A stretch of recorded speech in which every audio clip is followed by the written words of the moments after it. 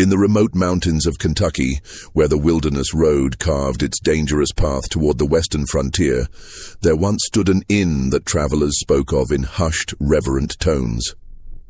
Millbrook Inn, they said, offered something no other establishment could provide, a warmth that went far beyond clean beds and hot meals. 4 sisters ran this mountain sanctuary, and weary men would arrive as strangers but leave feeling like they had discovered something precious, something worth the treacherous journey back. The Cunningham sisters had a reputation that spread across 3 states. Merchants would delay their business trips just to spend extra nights at Millbrook Inn. Cattlemen would take dangerous detours through hostile mountain passes rather than miss the opportunity to experience the sisters' legendary hospitality. And those who had stayed there spoke of comforts that lonely travelers rarely found. Attention so personal, so intimate, that grown men would weep when it came time to leave. But in the winter of 1851, something changed. Travelers began arriving at settlements throughout Kentucky with disturbing tales. The road to Millbrook Inn, they claimed, had become littered with abandoned wagons and riderless horses. Local authorities dismissed these reports as frontier hysteria until a pattern emerged that could no longer be ignored. Dozens of men had vanished without a trace, and the last place anyone remembered seeing them was on the winding mountain path that led to the Cunningham sisters' welcoming door. Before we continue with the story of what really happened in those isolated Kentucky mountains, I need you to do something for me. Hit that subscribe button and ring the notification bell. You won't want to miss stories like this. And tell me in the comments, what state are you listening from?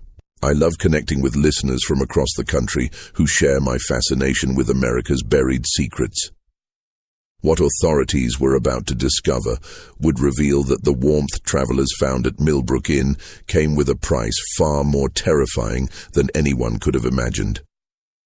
The year was 1831 when Jeremiah Cunningham succumbed to consumption, leaving behind a thriving mountain estate and 4 daughters ranging in age from 16 to 26.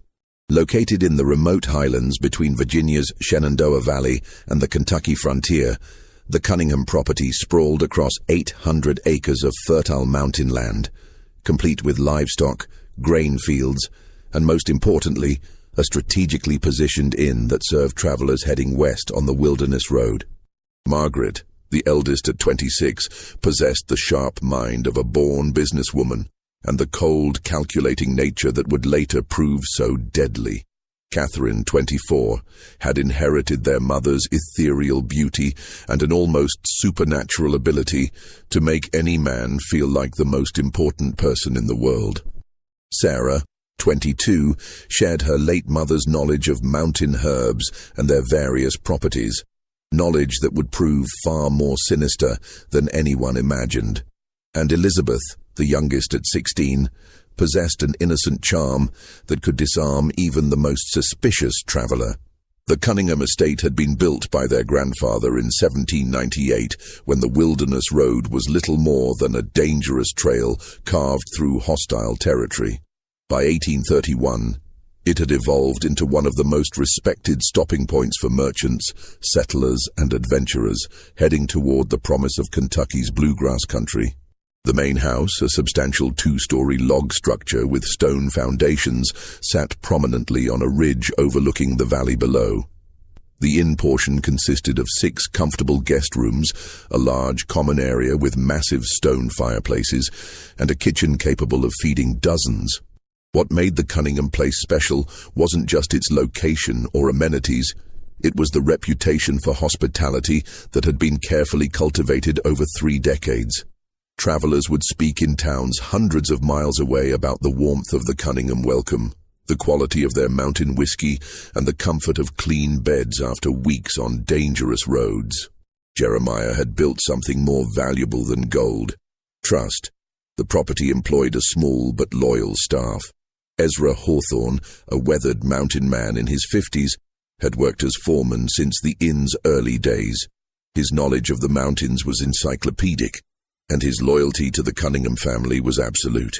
2 German immigrants, the Zimmer brothers, Klaus and Heinrich had arrived 3 years earlier, seeking work and stability in the New World. They lived in a cabin near the property's eastern boundary and managed the livestock and agricultural operations with Germanic efficiency. The autumn of 1831 marked the beginning of what locals would later remember as the inn's golden years. The sisters, initially working together out of necessity, discovered they possessed a remarkable ability to make guests feel not just welcome, but genuinely cherished. Margaret's business acumen kept the operation profitable.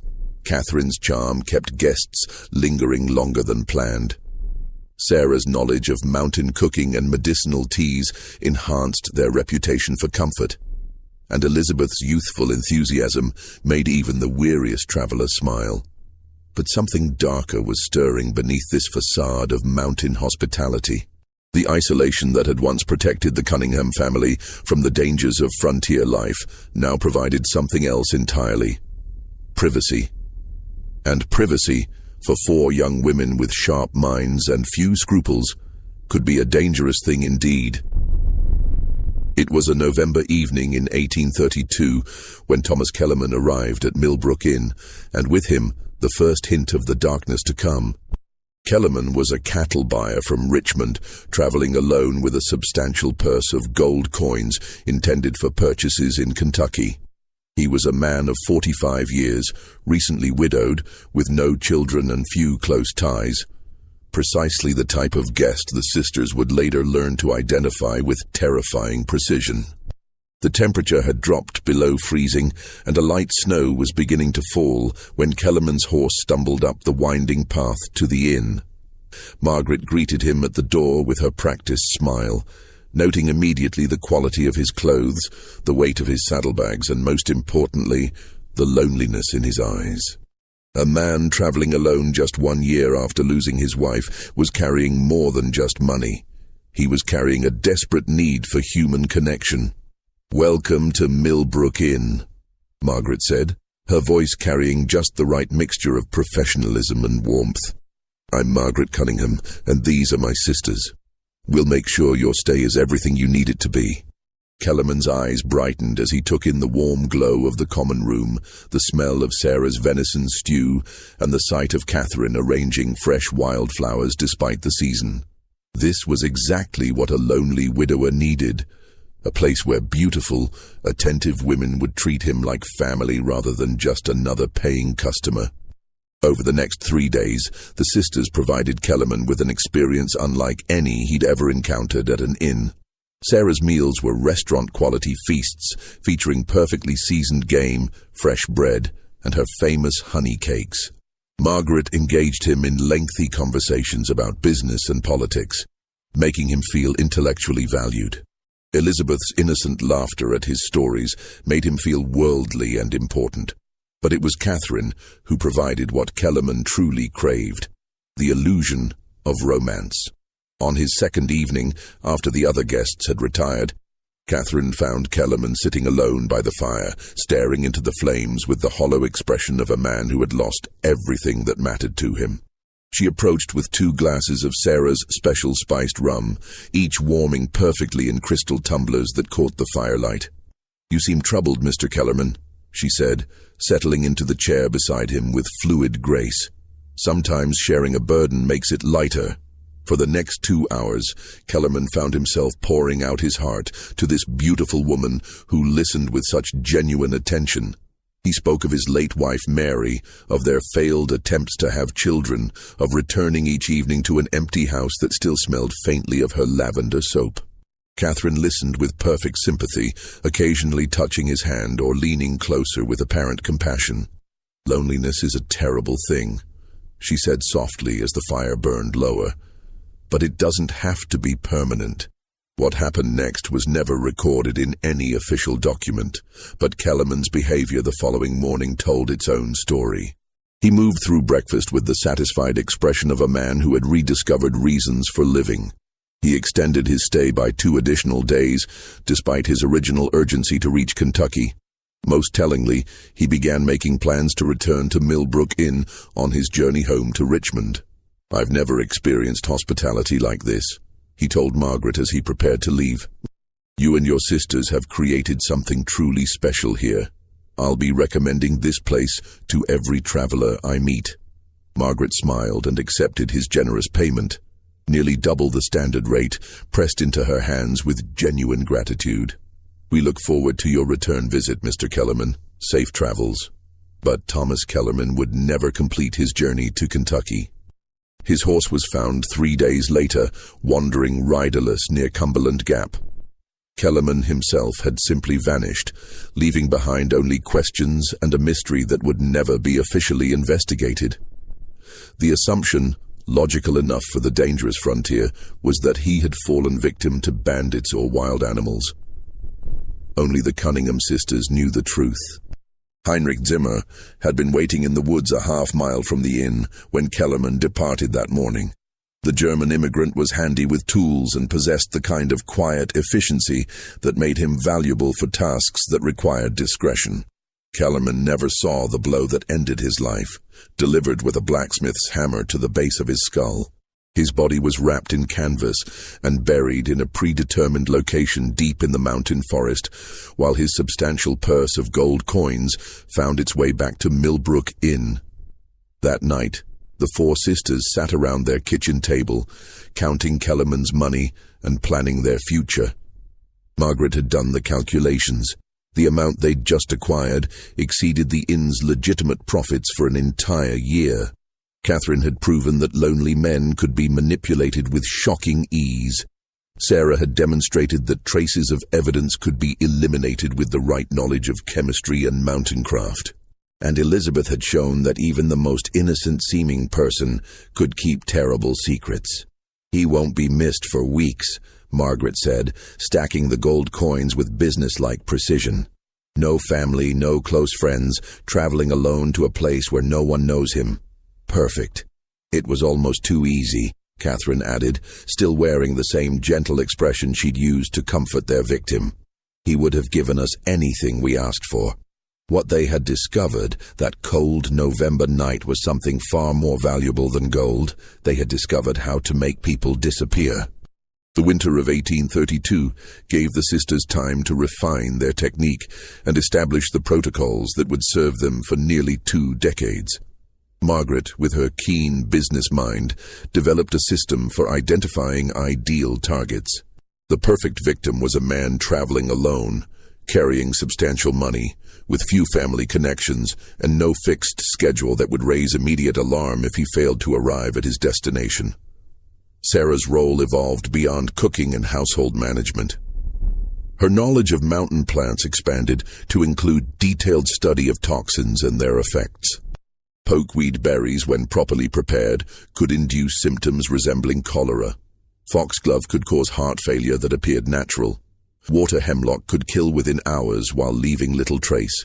She established a hidden garden behind the main house where she cultivated these plants alongside legitimate herbs, creating a pharmaceutical arsenal disguised as a medicine patch. Catherine perfected the art of emotional manipulation, learning to read men's deepest needs and present herself as the answer to their loneliness. She studied her targets carefully, adapting her personality to match their desires. For the religious, she became devoutly spiritual. For the intellectual, she transformed into a well-read conversationalist. For the grieving, she offered comfort and understanding. Her ability to become whatever a man needed was both her greatest weapon and her most chilling talent. Elizabeth, despite her youth, proved crucial to the operation's success. Her genuine-seeming innocence provided perfect cover for the family's activities. Suspicious guests found it impossible to maintain their wariness around a girl who seemed incapable of deception. She also served as the early warning system, her naturally friendly demeanor allowing her to extract information about guests' backgrounds, travel plans, and financial situations without raising suspicion. The logistics of disposal had been worked out with Germanic efficiency by the Zimmer brothers. Klaus had discovered a series of natural caves in the mountainside, accessible only through a concealed entrance behind a rockfall. Bodies could be carried there under cover of darkness and sealed behind loose stones, where the mountain's chemistry would accelerate decomposition. Personal effects were carefully sorted. Anything valuable was kept. while items that might identify the victim were buried separately or destroyed. Ezra Hawthorne's role was perhaps the most crucial. His reputation in the region was beyond reproach, and his word carried weight with local authorities. When questions were occasionally raised about missing travelers, Ezra would solemnly confirm that the individual had indeed stayed at Millbrook Inn, but had departed in good health and spirits. His weathered face and honest demeanor had never failed to satisfy even the most persistent inquirer. The spring of 1833 brought their second victim, a tobacco merchant named William Fraser from North Carolina. Fraser was transporting nearly $500 in silver coins, the proceeds from a successful season's crop sales. He was a bachelor of 38, known for his reclusive nature and his practice of making business trips alone to avoid sharing profits with partners. Fraser arrived on a rainy April evening, immediately drawn to the warmth and comfort of the inn after weeks of uncomfortable travel. The sisters deployed their refined strategy with precision. Margaret engaged him in business discussions, learning about his financial situation and travel plans. Sarah provided exceptional meals that made him reluctant to continue his journey.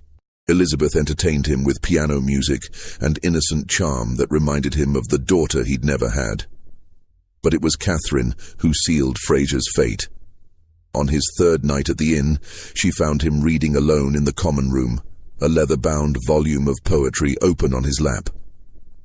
She approached with apparent shyness, asking if he might read aloud, as she had little education but loved the sound of beautiful words.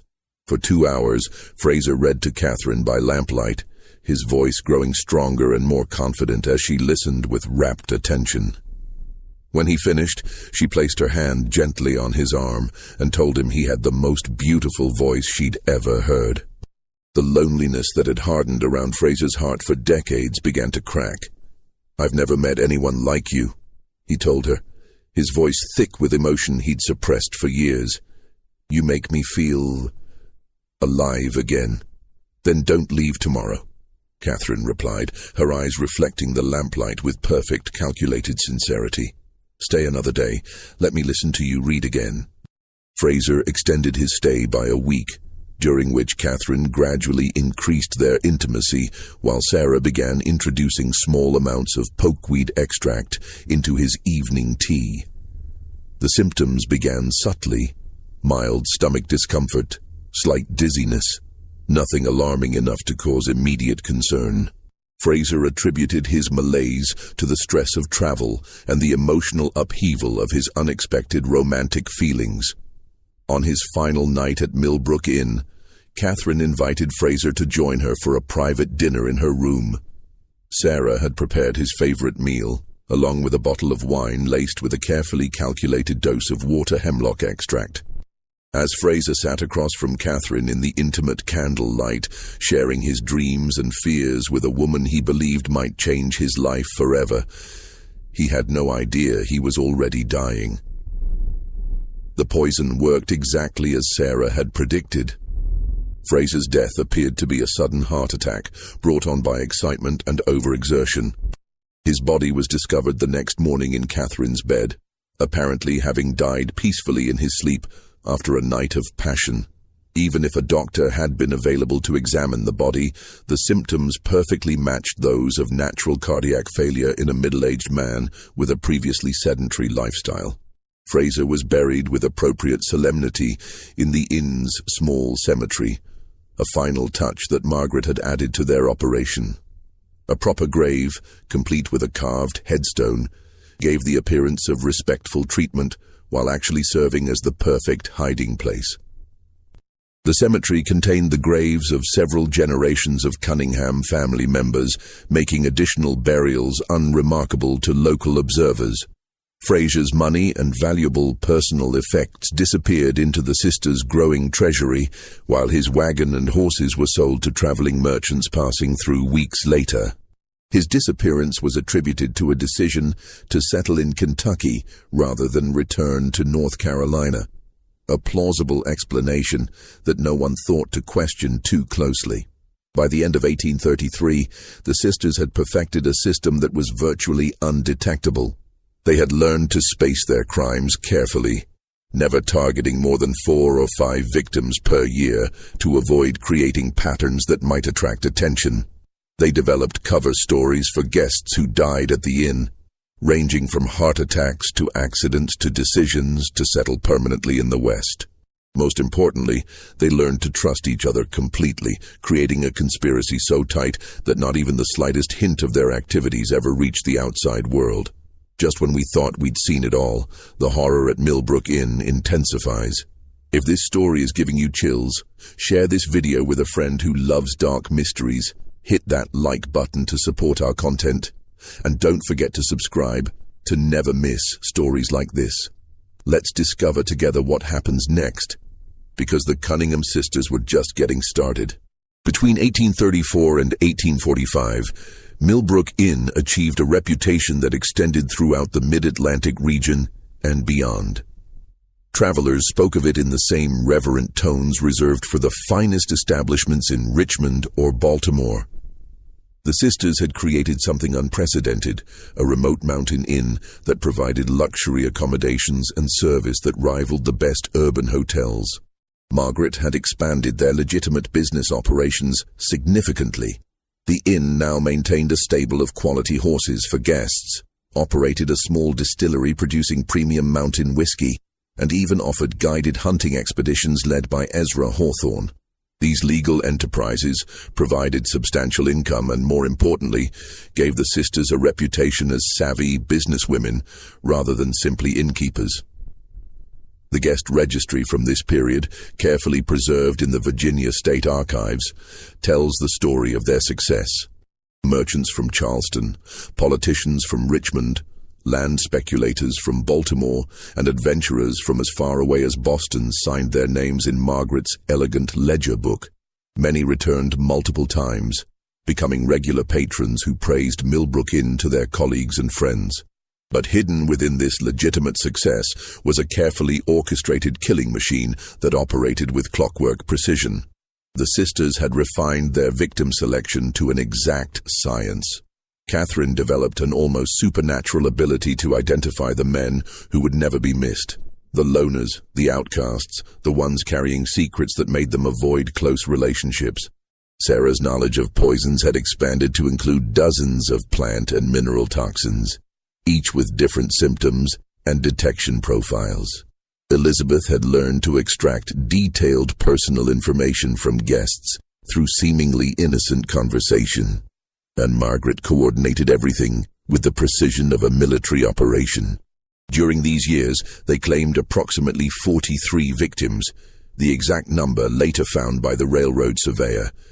Each death was carefully planned and executed according to strict protocols that minimized risk while maximizing profit. The sisters developed detailed profiles of their targets, sometimes observing potential victims for weeks before making their final decision. Consider the case of Jonathan Waverley, a land surveyor from Pennsylvania who arrived in September 1838. Waverley was conducting mapping work for the state government, a job that required him to travel alone through remote areas for months at a time. He carried surveying equipment worth considerable money, along with payment for his work and funds for purchasing land parcels he'd identified as investment opportunities. Margaret immediately recognized Waverley as an ideal target. His work required extended absences from civilization, meaning his disappearance might not be noticed for months. His surveying activities provided a perfect cover story. He could easily have fallen victim to any number of natural hazards while working alone in dangerous territory. Most importantly, his somewhat antisocial personality meant he had few close friends who would pursue investigations if he failed to return. The sisters began their campaign immediately. Sarah prepared special meals featuring game Waverley had watched Ezra hunt, creating a connection between the food and the rugged mountain environment he found so appealing. Elizabeth engaged him in conversations about his mapping work, expressing fascination with his technical knowledge and making him feel appreciated for his expertise. Margaret discussed potential land investments with him, positioning herself as a local expert who could help him identify profitable opportunities. But it was Catherine who provided the element that sealed Waverley's fate. She approached him not as a potential romantic conquest, but as a kindred spirit who shared his love of the wilderness. She revealed an apparently extensive knowledge of mountain flora and fauna, gleaned from years of careful study that actually served her poison research. She accompanied him on short surveying expeditions around the inn's property, demonstrating a comfort with outdoor life that Waverley found irresistible. "I've never met a woman who understood the mountains the way you do," Waverley told her during one of their excursions, his professional reserve finally cracking. "Most people see only wilderness, but you see the beauty and the order underneath." "I've lived here all my life," Catherine replied, stepping closer to him as they stood on a ridge overlooking the valley. "The mountains have taught me things that books never could, things about life, about death, about the balance between them." Waverley extended his planned 2-day stay into 3 weeks, ostensibly to conduct more thorough surveying work in the area, but actually because he had fallen completely under Catherine's spell. During this time, Sarah gradually introduced increasingly potent toxins into his food, creating symptoms that mimicked the early stages of mountain fever, a genuine hazard that had claimed the lives of several surveyors in recent years. The poison Sarah used for Waverley was her own innovation, an extract from destroying angel mushrooms that produced liver failure over the course of several days. The symptoms perfectly matched those of mountain fever, and even an experienced doctor would have been unlikely to distinguish between the two conditions. Waverley's death appeared to be a tragic but entirely predictable occupational hazard. His surveying equipment was sold to a merchant in Kentucky, while his detailed maps became part of Margaret's growing collection of intelligence about the region's geography and resources. His body joined the others in the sealed mountain caves, while his name was added to the local records as another victim of the dangerous frontier lifestyle. The brilliance of the sisters' operation lay not just in their killing methods, but in their ability to maintain the illusion of respectability. They attended church services in the nearby settlement of Millbrook, contributed generously to community causes, and maintained friendships with local families. Margaret served on the board of the Regional Merchants Association, while Sarah provided medical assistance to neighboring farms during times of illness. Catherine taught Sunday school to local children, and Elizabeth organized social events that brought together isolated mountain families. This community involvement served multiple purposes. It provided them with alibis and character witnesses for times when questions might be raised about missing guests. It gave them access to information about travelers passing through the region. Most importantly, it established them as pillars of the community, whose word would never be questioned by local authorities. The sisters also developed an extensive network of business relationships that helped legitimize their growing wealth. They invested in land purchases throughout the region, gradually assembling a portfolio of properties that generated rental income and appreciated in value. They loaned money to local farmers and merchants, earning both interest payments and influence within the community. They even purchased shares in several riverboat companies operating on the Ohio River, diversifying their investments while creating additional sources of income. By 1845, the Cunningham sisters were among the wealthiest landowners in Western Virginia. Their success story was held up as an example of what determined women could achieve even in the challenging frontier environment. Local newspapers occasionally featured articles about the enterprising Cunningham sisters, who had built a thriving business empire from their inherited mountain property. But beneath this facade of legitimate success lay the carefully concealed bones of more than 40 men who had made the fatal mistake of accepting the sisters' hospitality. Each death had added to their wealth and refined their methods, creating a cycle of murder and profit that seemed impossible to stop or detect. The isolation that had initially protected them from discovery now provided something even more valuable: the perfect environment for their predatory activities. Millbrook Inn had become a spider's web, beautiful and inviting on the surface but deadly to anyone who became entangled in its strands.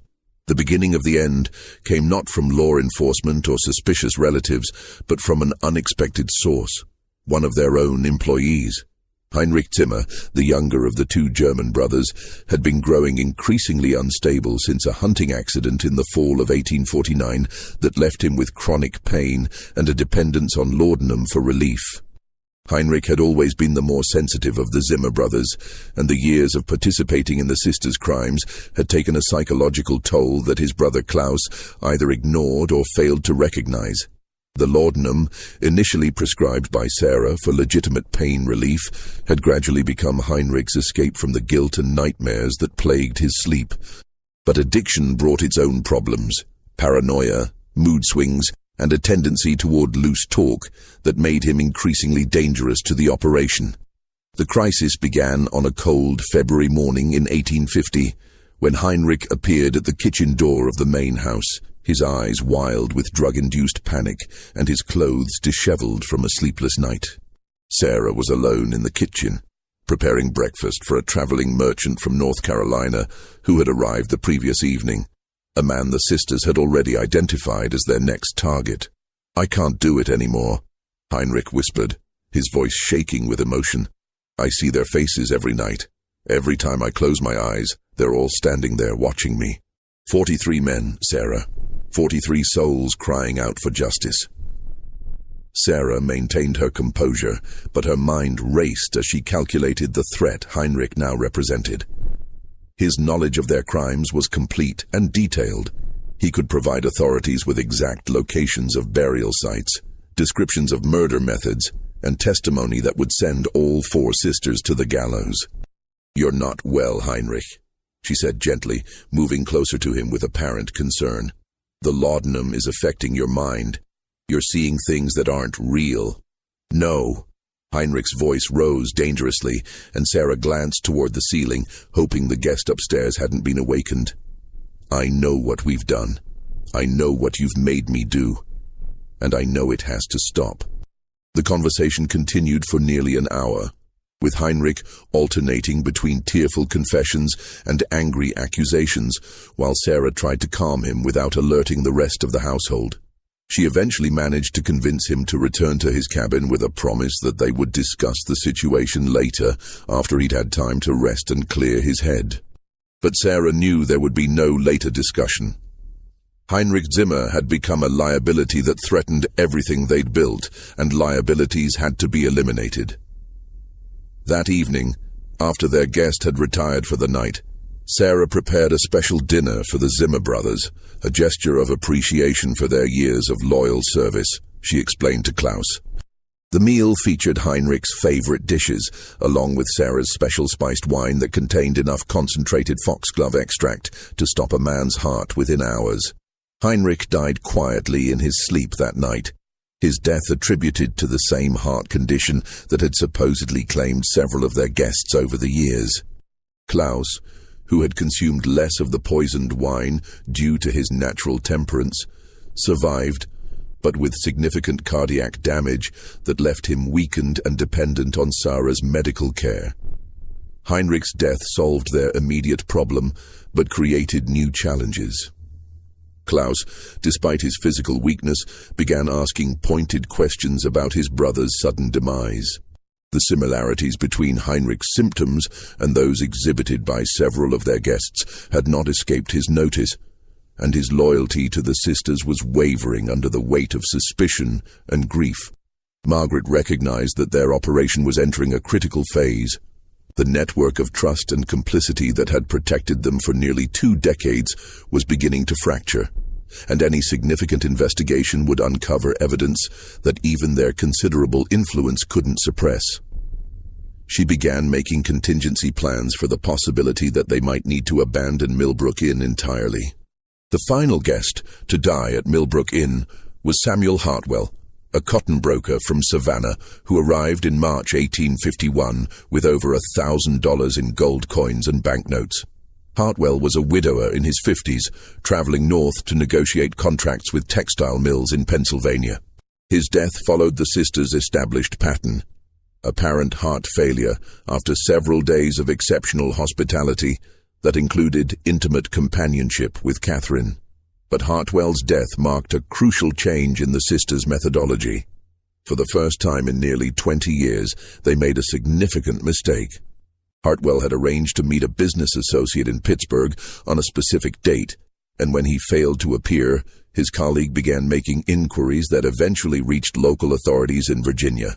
Sheriff Thomas Brennan of Millbrook County was a capable lawman with over 20 years of experience, but he had never encountered anything like the Cunningham sisters' operation. His initial investigation was routine. A few questions to confirm that Hartwell had indeed stayed at the inn and departed in good health. Margaret and Ezra provided their usual testimony, supported by carefully maintained guest records that showed Hartwell's departure date and intended destination. But Brennan was more persistent than previous inquirers, and his investigation began uncovering small inconsistencies in the sisters' story. A blacksmith in the next county remembered shoeing a horse that matched the description of Hartwell's mount, but several days after the businessman was supposed to have passed through the area. A merchant recalled purchasing supplies from someone who resembled Hartwell, but again the timing didn't match the official departure date from Millbrook Inn. These discrepancies were minor and might have been explained by any number of innocent factors, but they were enough to plant seeds of doubt in Brennan's mind. He began looking more closely at other missing persons cases involving travelers who had last been seen in the Millbrook Inn area, and the pattern that emerged was deeply troubling. Sheriff Brennan's investigation accelerated rapidly once he began examining the broader pattern of disappearances around Millbrook Inn. His review of county records revealed that over the past 20 years, at least 15 different missing persons cases had involved travelers who were last confirmed to be staying at the Cunningham property. While individual cases could be explained by the various hazards of frontier travel, the statistical clustering was impossible to ignore. Brennan was careful not to alert the sisters to his investigation, conducting his inquiries discreetly and avoiding direct contact with anyone connected to the inn. His breakthrough came when he interviewed Klaus Zimmer during one of the German immigrants' rare trips to town for supplies. Klaus, still grieving his brother's death and increasingly suspicious about the circumstances surrounding it, proved more talkative than usual. "My brother Heinrich. He was troubled before he died," Klaus told Brennan during what appeared to be a casual conversation outside the general store. "He spoke of things that kept him awake at night. The mountains hold many secrets, Sheriff, and not all of them should stay buried." This cryptic statement might have meant nothing to a less experienced investigator, but Brennan recognized the signs of a man struggling with dangerous knowledge. He arranged a private meeting with Klaus at a location far from Millbrook Inn, where the full truth finally began to emerge. Klaus's confession was halting and incomplete. Years of fear and loyalty struggled against guilt and suspicion as he revealed fragments of what he knew. He couldn't bring himself to explicitly accuse the sisters of murder, but he provided enough details about mysterious late-night activities, unexplained burials, and his brother's growing distress to give Brennan the evidence he needed to obtain search warrants. The raid on Millbrook Inn was conducted at dawn on April 15, 1851, with a force of 8 armed deputies surrounding the property to prevent escape. Brennan had coordinated with federal marshals to ensure that any evidence found would be properly handled, recognizing that the case might involve crimes across state lines. The sisters met the arrival of law enforcement with characteristic composure. Margaret greeted Brennan at the front door with polite concern, expressing hope that she could assist with whatever investigation had brought him to their property. Catherine appeared genuinely distressed by the suggestion that anything improper might have occurred at their respectable establishment. Sarah offered to prepare refreshments for the officers, while Elizabeth seemed confused and frightened by the accusations being leveled against her family. But their practiced performances couldn't conceal the physical evidence that 20 years of murder had left behind. The search of the main house revealed several items that clearly belonged to missing travelers. A distinctive silver pocket watch engraved with Samuel Hartwell's initials, a leather portfolio containing business documents belonging to Thomas Kellerman, and a collection of personal letters and photographs that represented dozens of different victims. More damning still was Sarah's carefully maintained garden of poisonous plants, which included several species that had no legitimate medicinal applications. Her collection of books on botany and chemistry revealed an expertise in toxicology that went far beyond the knowledge required for normal household remedies. Hidden in her private room, investigators found detailed notes describing the effects and dosages of various plant toxins, along with records that clearly corresponded to the deaths of specific guests. The discovery of the burial caves was the final piece of evidence needed to confirm the scope of the sisters' crimes. Klaus, facing charges as an accessory to murder, led investigators to the concealed entrance behind the rockfall.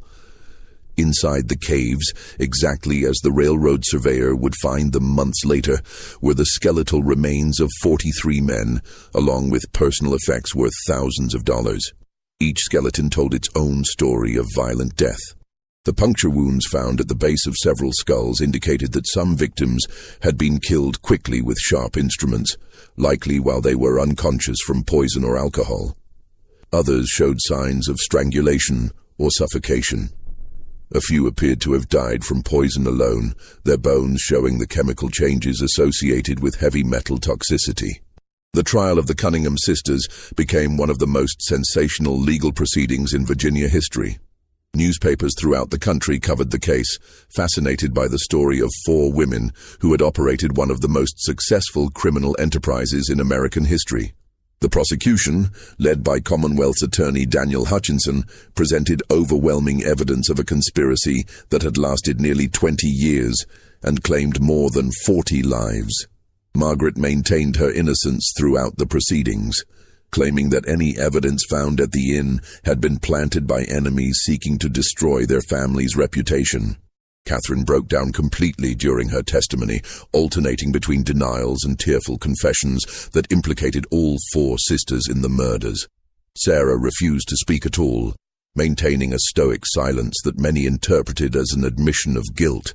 Elizabeth, the youngest and most sympathetic defendant, claimed to have been coerced by her older sisters and begged for mercy from the court.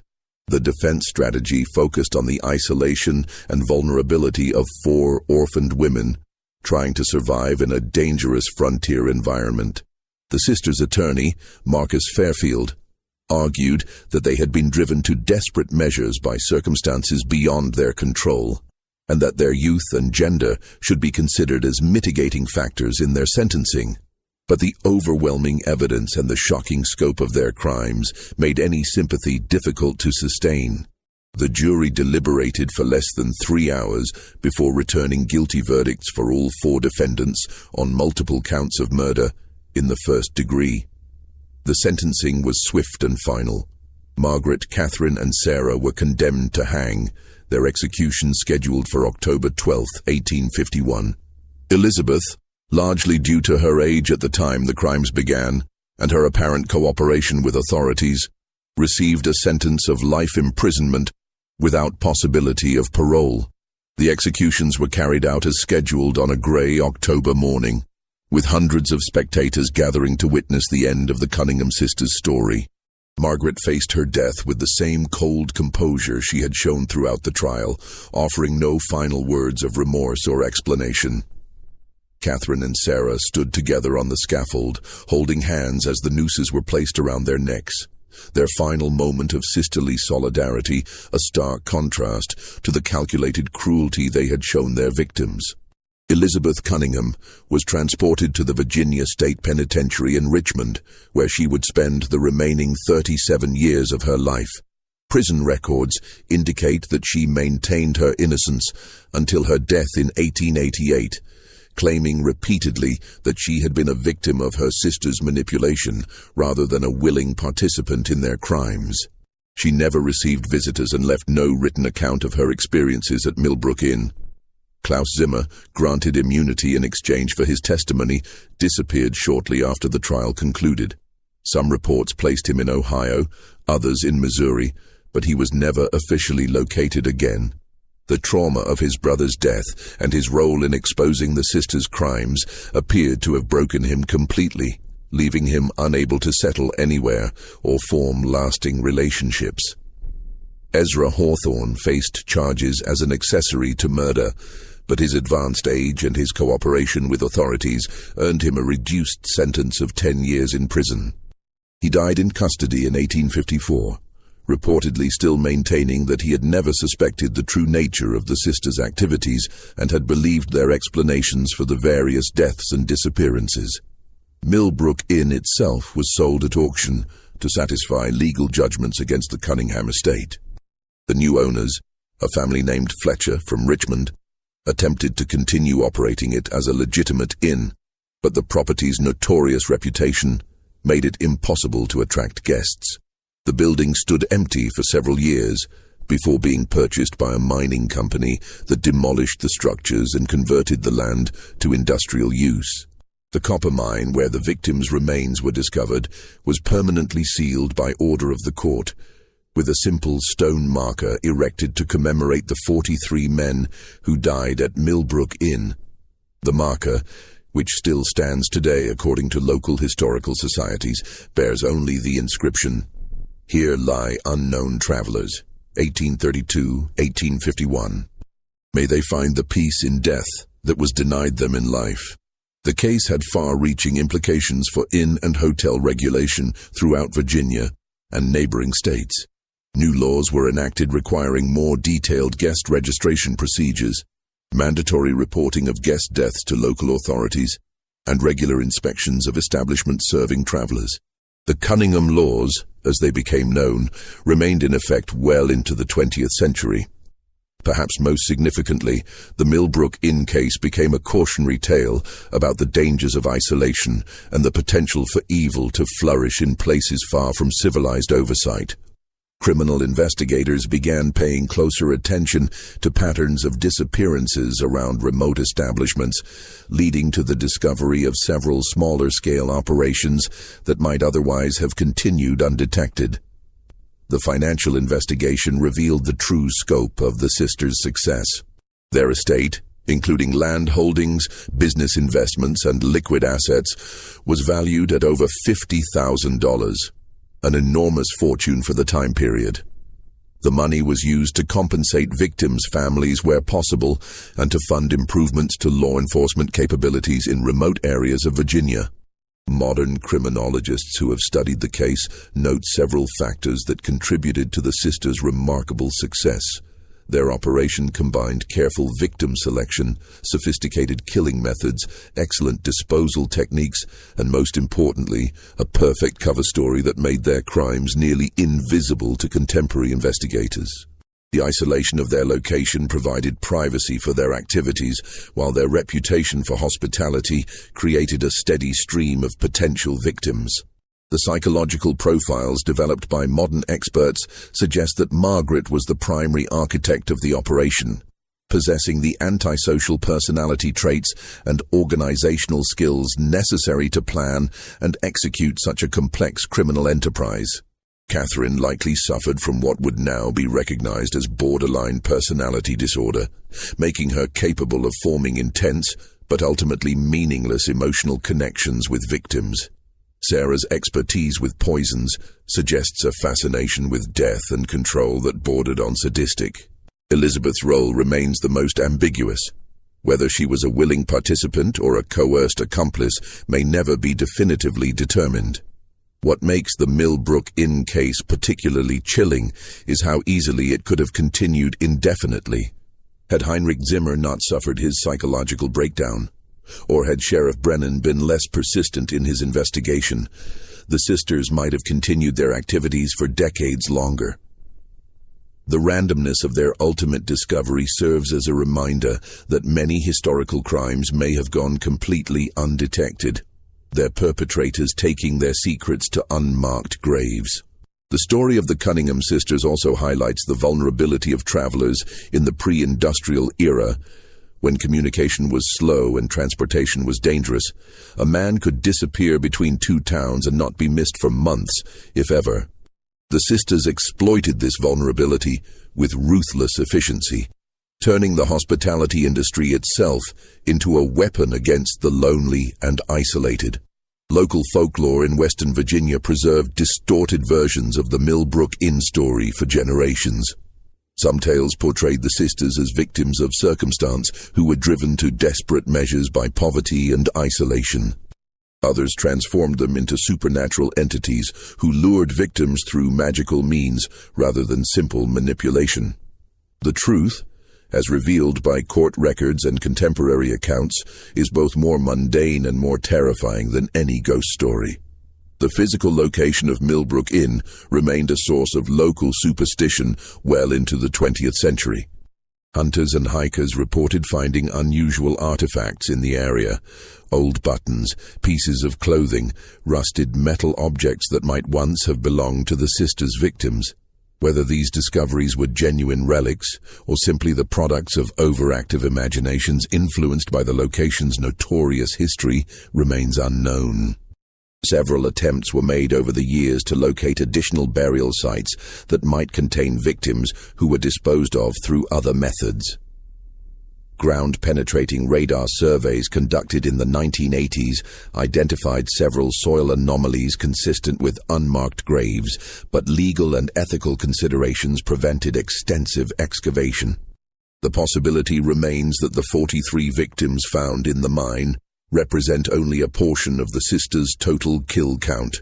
The Cunningham case file, housed in the Virginia State Archives, continues to attract researchers and amateur historians fascinated by one of America's most successful serial killing operations. The detailed records kept by Margaret Cunningham, combined with Sarah's botanical notes, and the physical evidence recovered from the property, provide an unusually complete picture of how such crimes were planned and executed in the 19th century.